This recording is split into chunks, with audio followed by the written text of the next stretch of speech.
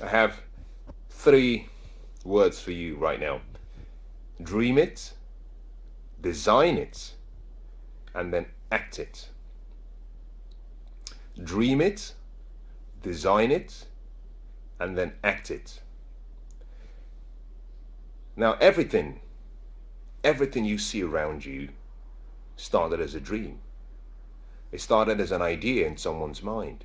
You know, an idea comes from a thought. Then from a thought, you birth an idea.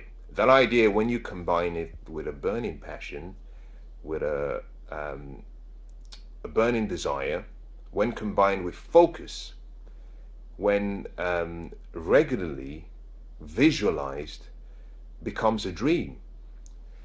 To take your dream from a state or from a place where it's simply an idea to becoming a reality, there are certain stages you have to go through. You know, a dream will remain a dream. It can be it could be like a wish if it remains in your head, if it remains in your mind, if it remains unacted on. As a matter of fact, a mediocre dream acted upon is much more valuable than an incredible dream that remains in someone's mind. Everything you see around you, the world we have today, everything that makes life easy for us, transportation, telecommunication, advertising, sales and marketing, even how we sleep, how we eat, everything started from someone's thoughts as a dream. So the first thing you have to do is get yourself into the habit of dreaming. Get yourself into the habits of creating. Allow your imagination to do what it does best. Let that infinite intelligence you have in you to let it come, let it manifest itself. Let it go to work. And that is very easy. You know, most people think about dreaming as something really complicated or something really advanced. Dreaming is simply seeing through your third eye. I call that the mind's eye. Seeing through your mind's eye, a picture, it could be a still picture, it could be a motion picture, doesn't really matter. But seeing through your mind's eye, a future where you are being who you want to be, you're doing what you want to do, and you have everything you want to have or you wish to have.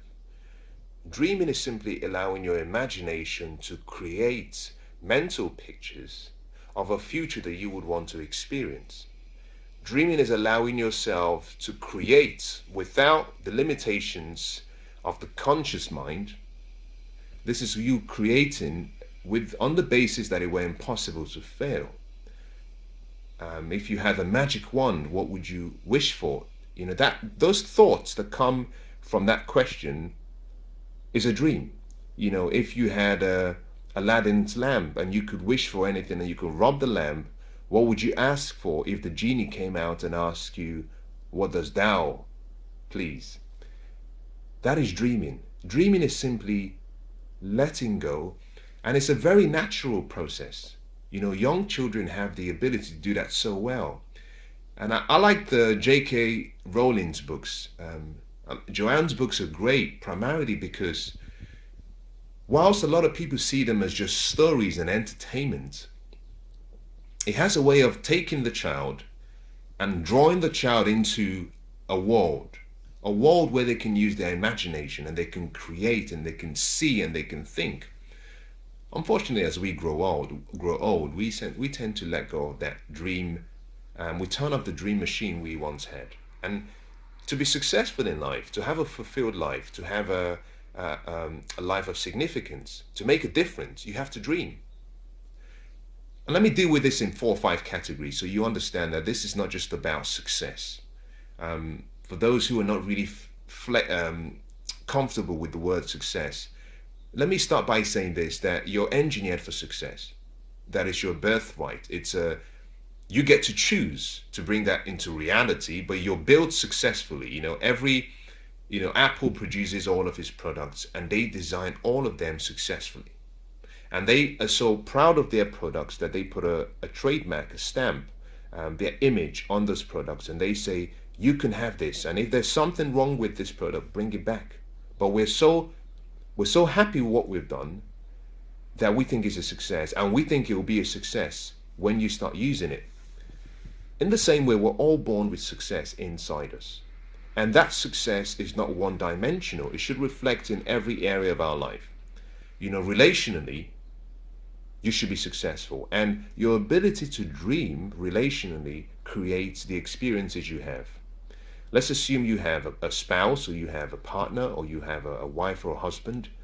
Why don't you dream beyond what you guys are experiencing right now? If you have a child, if you have a son or a daughter, why don't you dream of a relationship with your parents or with your children that is much richer, a future where you spend more quality time, a future where the intimacy between a father and a child, a father and a daughter, a mother and a daughter is much deeper? That's a dream. That's you simply picturing a better future for yourself. In business, the same thing applies.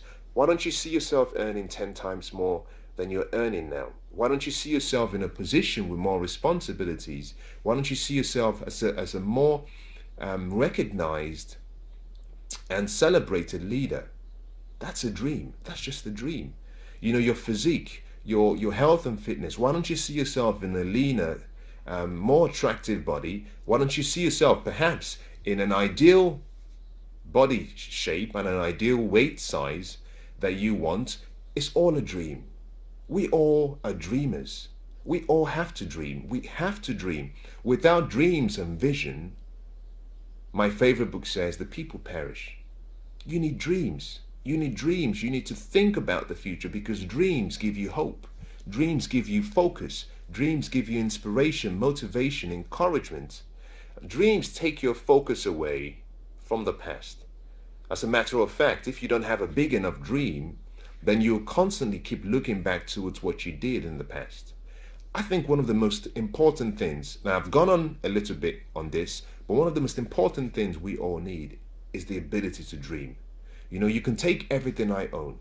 You can take everything I ever acquired. You can strip me of everything, but do not take away my ability to dream, because if I can dream it, I can do it. So the first stage is to dream. Now you've dreamt, you've got to take action. But in between action and a dream is design. First you dream it, secondly you design it before you act it. Now the design stage is probably the most important stage. Maybe not. I think the action stage is the most important stage. You can argue, whether you're dealing with strategy or you're dealing with action. I think strategy is very important, and that's what a design stage does.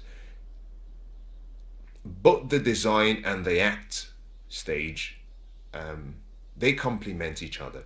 So I would say both of them are the most important. Now you've dreamt, now you've got to design it. And design starts from you bringing that picture of the future into the present, and then slowly, from the end in mind, working backwards to see what needs to be done.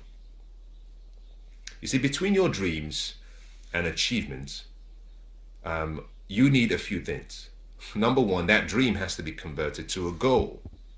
So the first stage of the design process starts by you converting your dreams into goals. And how do you do that? Very simple. A goal is simply a dream crystallized and given permanence by documenting it in writing, on paper, and giving it a deadline for its achievement. That is what a goal is, very simple. A goal is your ideals and your ideas captured and given permanence in a way that you can see it. Given a deadline, that's a goal. And that's what we say, a dream is simply a goal with a deadline. Very simple. Now you've actually converted that to goals, it has to go beyond that. It has to go into a plan. Now what is a plan? Well, a plan is simply the steps you need to take to make that dream a reality. A plan is simply a coordinated set of action steps, a strategy, a way of coordinating the resources you have to ensure that that dream, that goal becomes a reality. You have to have a plan. Planning is one of the most important things in the success process. You have to sit down and plan, because in most cases, and this is why I said this stage is very important, 1 hour of planning can save you up to 6 hours of execution, depending on what area of life you're trying to work on. 1 hour of planning can save you as much as 6 hours of execution. It all begins with a plan. I can sit down with you and I can listen to everything you have to say. You can have a bigger dream that is humanly possible. But my first question to you would always be, what's your plan? Let's see the plan. Let's see the strategy, because the strategy, hidden in the strategy, is the secret ingredient. It shows you whether that plan, that dream, that goal will become a reality. You have to plan. And planning is simply designing the future, completing the future in writing before you start the journey. So in everything in life, you have to finish it first before you start. You have a dream of improving your relationship with your daughter, for example. Okay, that is the major dream. The goal is you make it more tangible. You need to be able to quantify, okay, how do I measure? Yes, I want to be more intimate with my daughter, but how do I measure it? Is it specific enough? Is there a time frame I put in there? Is it measurable? And how do I know when I've achieved it? Is it realistic? Yes, it is. When you sit down and you plan, you start coming up with steps you need to take. Okay, that could be, well, I need to come back home from work, maybe half an hour early, so I can spend some quality time with her. Perhaps 15 minutes just talking, 10 minutes catching up on her homework or assignment, and 5 minutes perhaps just playing around and just having fun and giggling, and just let her tell me things about her. That's a plan. That's part of your plan. That's one way. That's a strategy. So it's all hidden in a plan. Behind every success is often a well-detailed and designed plan and a vigorously executed strategy. I love what Winston Churchill said. No matter how beautiful the strategy is, you should occasionally look at the results. The plan gives you a picture of what the results could be in advance. And that's why it's important. You need a plan, because with the plan you can see the future.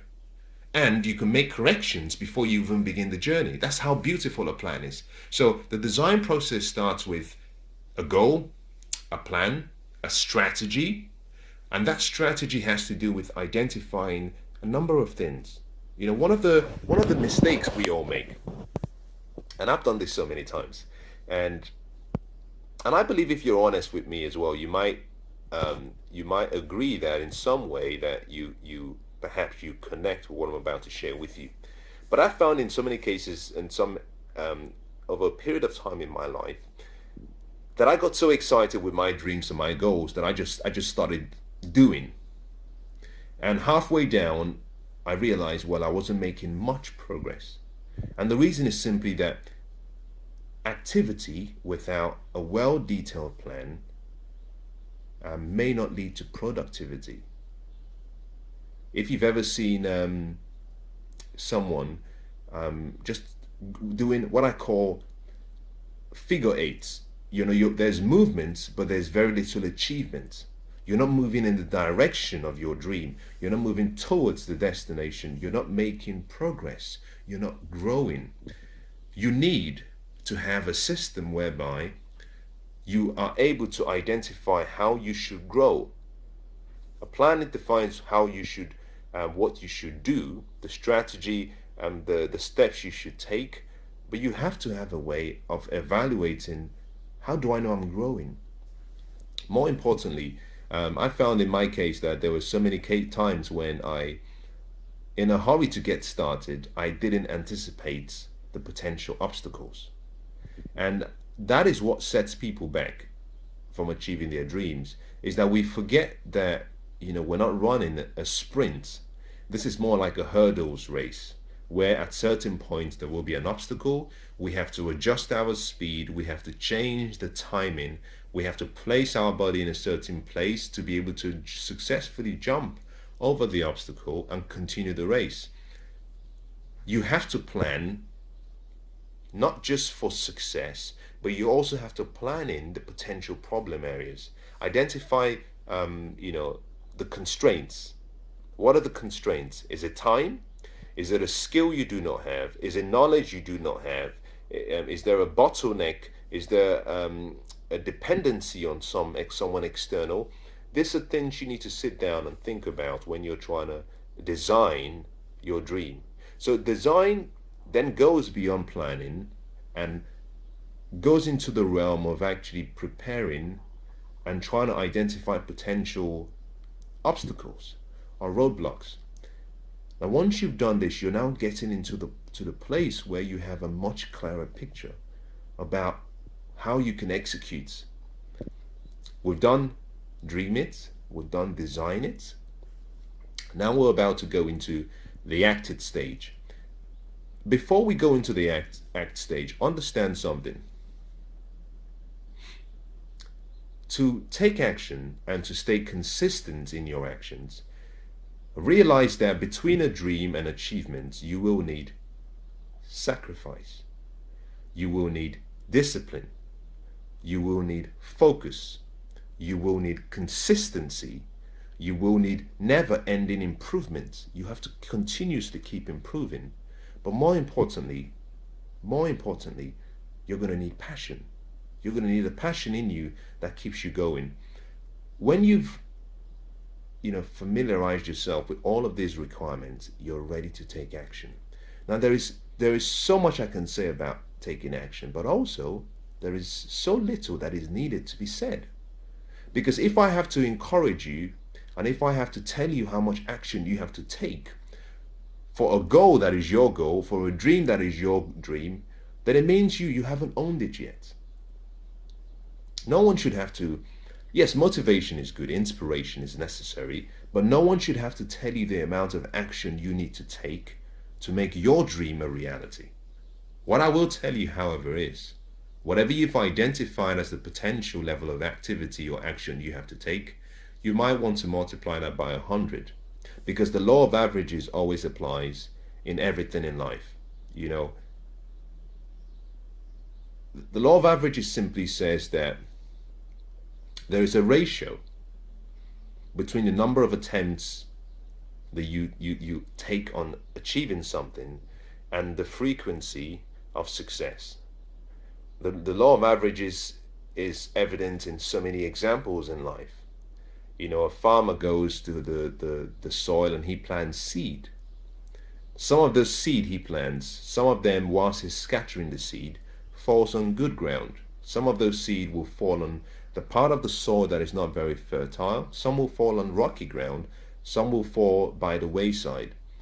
The law of averages simply says you're going to have to undertake so many activities. You're going to have to almost throw yourself out there and scatter your seeds, because a fraction will fall on good soil. And from that fraction that falls on good soil, that is the path and the route through which your dreams will come forth and become a reality.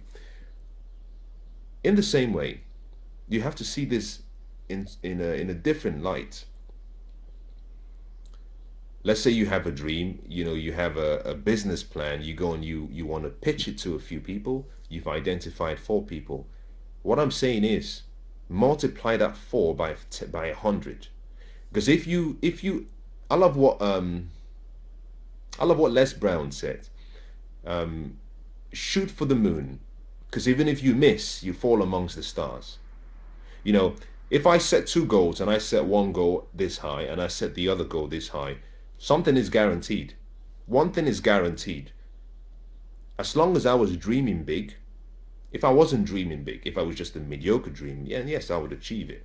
Most people fail in life not because they aim too high, but because they aim too low and they achieve their dreams. But if you dream big, you set the first goal at this level and you set the second goal much higher, one thing is guaranteed: you're going to come up short on both of them. Now, if I'm going to come up short on this low goal I have here, and I'm going to come up short on the higher goal, then I only have one option. I may as well shoot for the star. Shoot for the moon, rather. Shoot for the moon. That way I can land amongst the stars, because I'm going to come up short. Now, if you're going to come up short, that is simply the law of average is saying you're going to have to do this a few times. That sales call you have to make, that prospect you have to pursue, that conversation you have to have, that motivational speech you have to give, that surgery, that operation you have to take, or you have to learn and perform to become a well-recognized, neurosurgeon, that business plan that you have to present, you may have to practice a lot longer than you expect before that can become a reality. Before everything else, preparation is the key to success. And I guess what I'm saying from the action stage is you're going to need a lot of preparation. And by preparation, I don't mean you sitting down and practicing on your own. I mean you practicing as though it were the Grand Slam final. John Wooden is a very respected coach. He won the NCAA championship, I think 10 times, and he won 7 times in a row. Never been done before. But he had a philosophy and a principle that he taught his students. And that made a remarkable difference in the level of athleticism they showed, but also the level of performance and success they achieved. His principle was very simple: that every day, every performance, every practice was meant to be the best you'd ever given. He never believed in preparing for the competitions. He never believed in preparing for the big moments. His focus was, you've got to get so exceptional at the practice sessions and see the practice sessions as the grand finals. And that principle served his team and himself very well. Reason?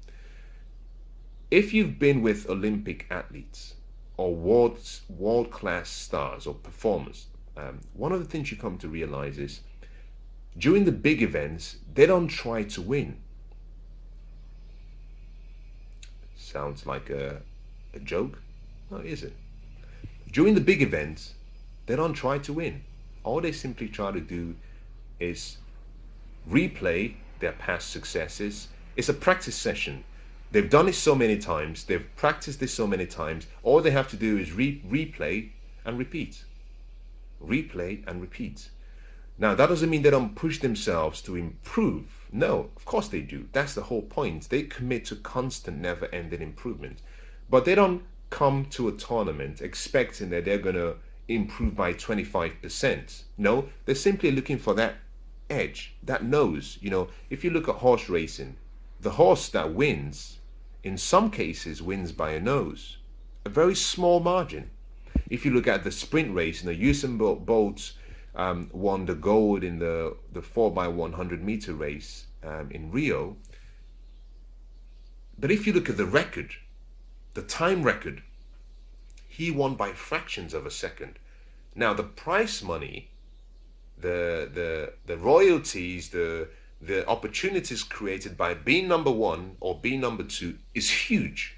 So in most cases, these athletes understand, no, I'm not going to win this competition by performing by 25% better. It's not possible.